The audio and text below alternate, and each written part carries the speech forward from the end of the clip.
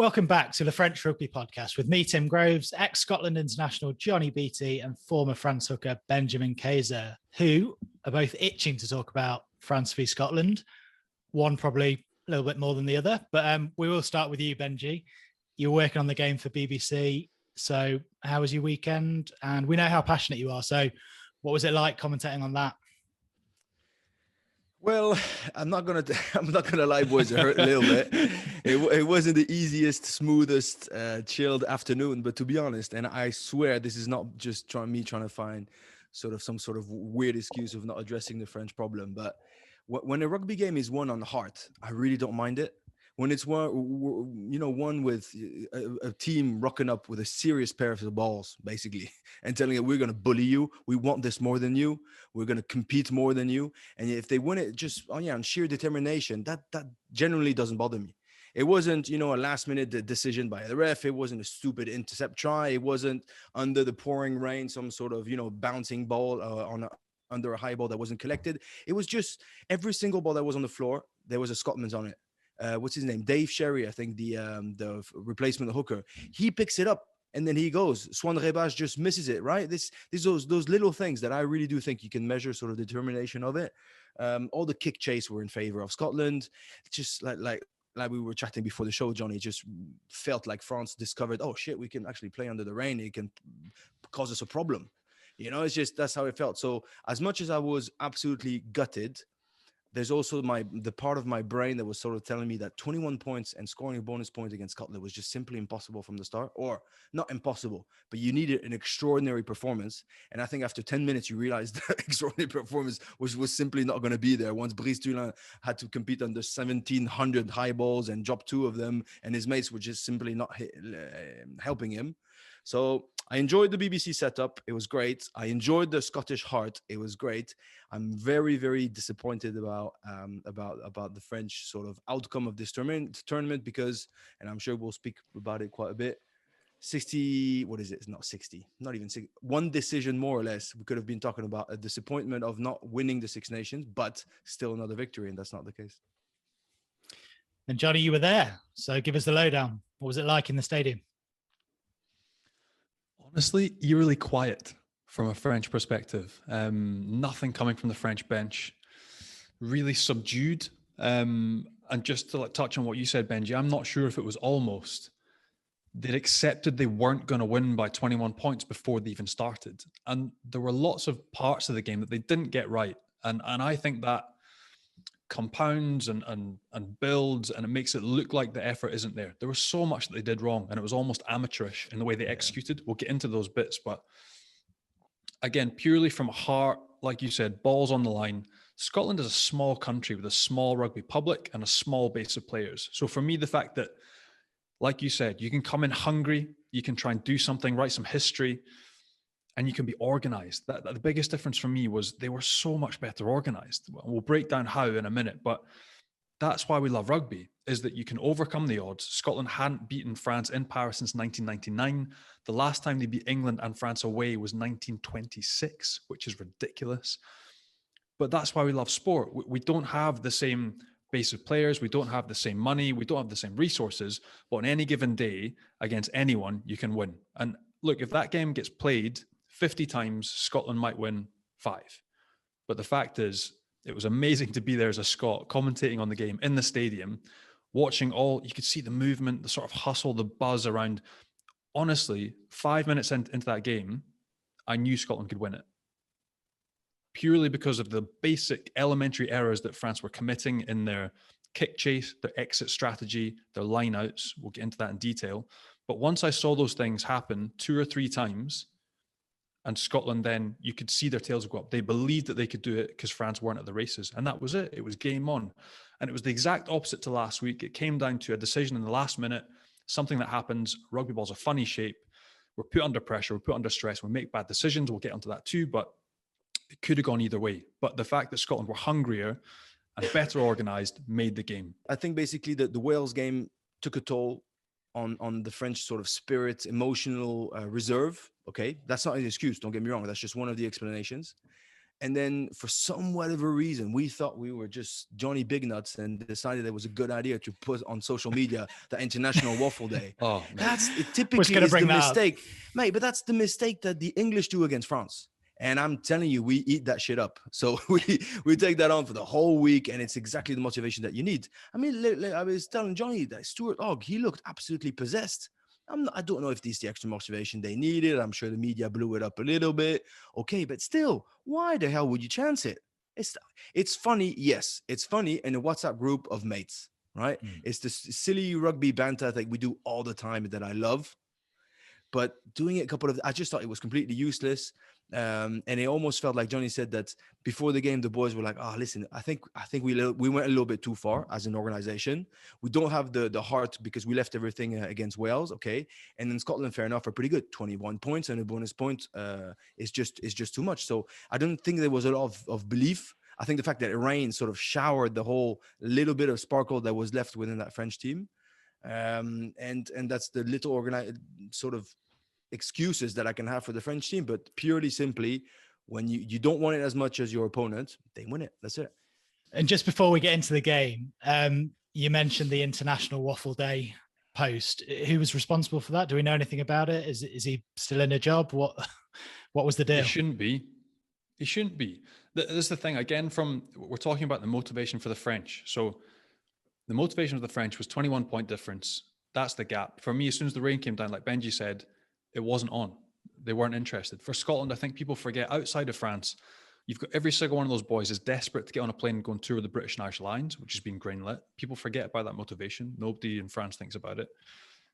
If they won that game in a really positive manner, they could have finished second, which would have been their best and highest finish in the Six Nations era. Wasn't mentioned by French press. And look, I think you hit the nail on the head, Benji. As soon as the rain came out, it showered and dampened all the French hopes and expectations. And it lit a fire under every Scotsman who knew we can play in these conditions because we've done it since we were 5 years old. We know how to execute and we can do it. But the absolute spice and the big thing that we didn't really get to talk about too much last week was capped off by this post on social media. And it was so tone deaf and lacking tact in an attempt at humor, but so badly placed because look, Scotland on Saturday last week, I only got told this, somebody in the Scottish camp told me on Tuesday, they only found out that they were going to get 5 players given to them on the Sunday. So 5 days before the game. So Gregor Townsend last weekend had done a team sheet and was ready to give it out with only Finn Russell and home-based players.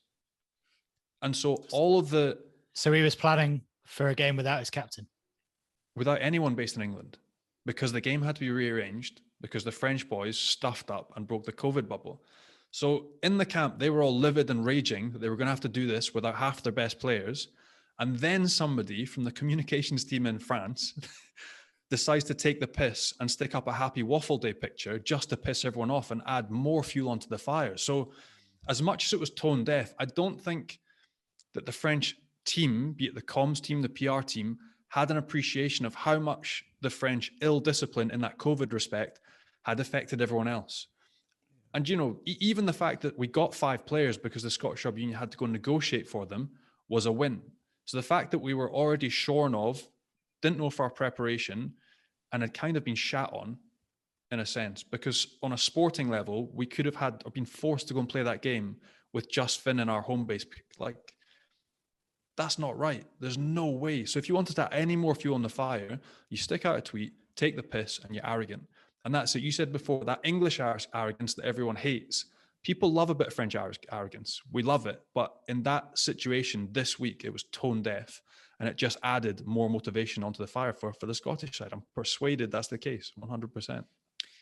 And Johnny, we mentioned the criticism that Fabien Galtier got after the England game for his use of the bench. Just mentioned their selection of Romain Tafa-Fanua on the bench instead of starting. What's been in the French media? Any criticism coming his way after that game?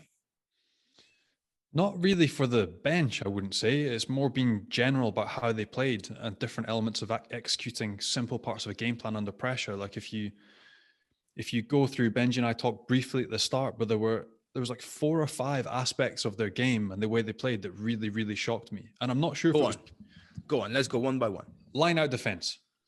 Yeah. So I'm playing against you, Benji, right? You are George Turner. I watched your game against Ireland where you had a 20% success rate.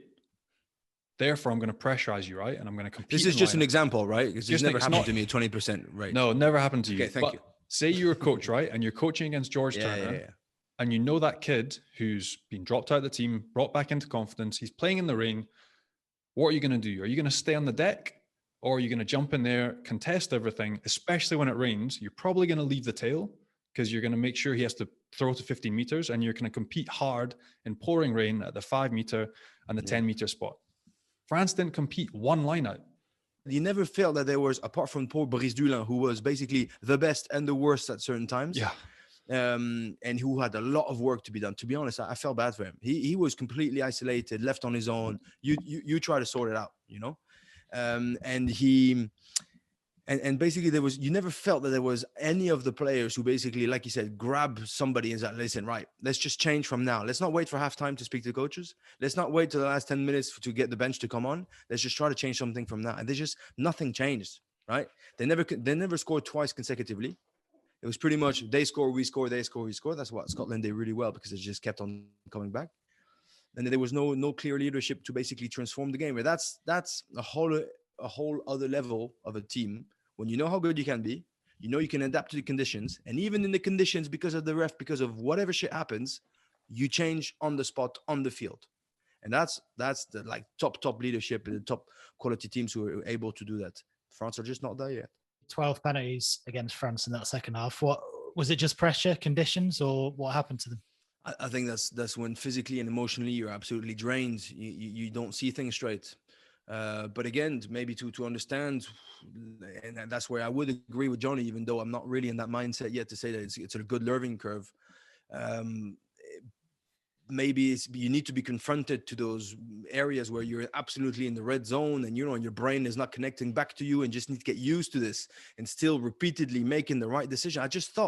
I hoped, I've crossed all my fingers that in Dublin, that was the indicator that they've moved on from that.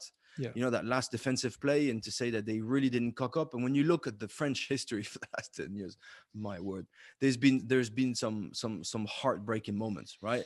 There's my mate Seb Van Maina, the intercept tried against Wales in the Six Nations. There's the Johnny Sexton drop goal at 84th minute, but it also comes from some poor defending around the fringes. There's obviously the red card in the quarterfinal, but there's always that stupid penalty or that stupid mistake that will cost you the game.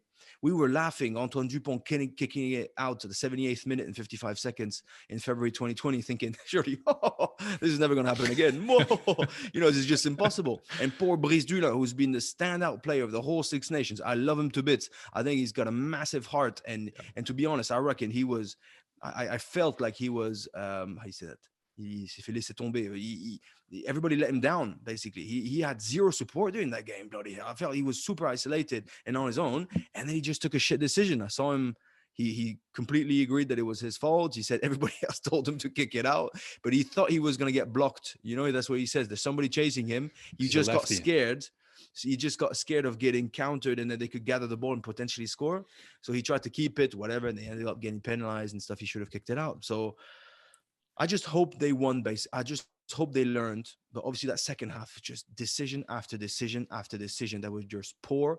They were getting angrier. I remember last week I was telling you how I was impressed with Charles Olivon's attitude, even though the decisions were pretty tough and he stayed composed and chilled. They were getting angrier, and Wayne Barnes clearly at the end had enough of it and sort of turned the other way. So yeah, of course we can say, I hope they learn from this, and they will. Experience is not just winning games. Experience is losing a certain amount of games to actually know that you get back up and go again. I would have been happier to have a crap win, not get the Six Nations title, because to be honest, it wasn't completely deserved. 21 points, bonus point, blah, blah, blah. It's way too much. They should have, I would rather concentrate on the second half of Twickenham and say, why did we not win that one rather than anything else? But it would still be a much better, brighter, fairer position to have just beaten Scotland, say, fair play, Scotland, you guys getting a proper run for our money. You almost did it, but we didn't get the Six Nations, and that's it. And now it just feels it's a double lose, if you know what I mean. It's not just like one loss.